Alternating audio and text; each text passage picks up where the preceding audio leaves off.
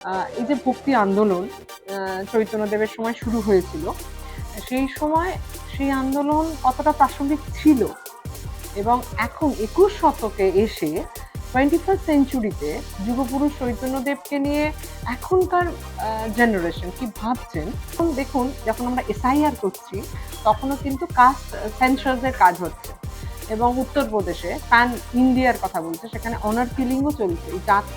এই নিয়ে জাতপাত, জাতের বিভাজন সেটা তখনও ছিল এবং তখন বেশি কড়াভাবে ছিল। ব্রাহ্মণ, শূদ্র, দলিত, হরিজন।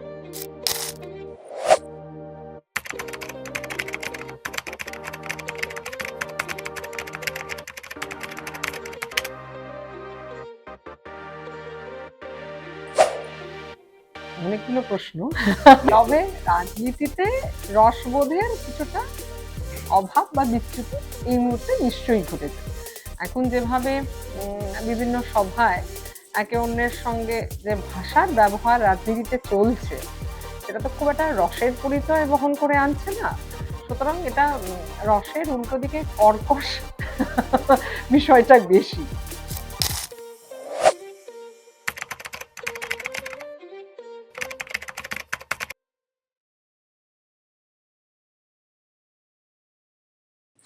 সেটা মহিলা পুরুষের বিষয় নয়, জানেন। একটি দলের সঙ্গে অন্য দলের যে কমিউনিকেশন এখন দেখছি, তাতে করে আপনি রং, ধর্ম, বর্ণ নির্বিশেষে যেই আপনি মতাদর্শের হোক না কেন রাজনৈতিকভাবে, আপনি তার ঊর্ধ্বে গিয়ে ভাবুন।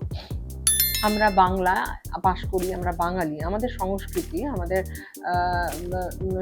সংস্কৃতির সঙ্গে তো সঙ্গে সাহিত্য, তার সঙ্গে সঙ্গীত এবং পারফরমেন্স আর্ট, এগুলি তো জড়িয়েই সেই একটা জাতির সংস্কৃতি তৈরি হয়। সেটা কি আমাদের খুব খাপ খায়, একই সঙ্গে যায়? যে ভাষার ব্যবহার এখন রাজনীতিতে হচ্ছে, সেটা সরকারি দল হোক অথবা বিরোধী দল হোক।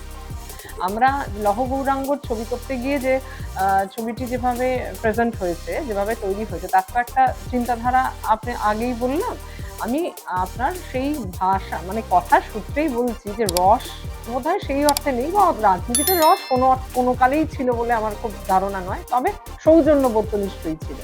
এখন সেখানে কোথাও ভাটা পড়েছে, আমি সেটাই বলতে চাইছি। আমি ভাষা, হিংসার কথা আমি বলছি না, আমি বলছি সেটা যে কোনো দলেরই ভাষার ব্যবহার এবং সৌজন্যর আদান প্রদানে কোথাও নিশ্চিত করে বিচ্যুতি ঘটেছে। এটা তো ঘটনা, এটা ফ্যাক্ট।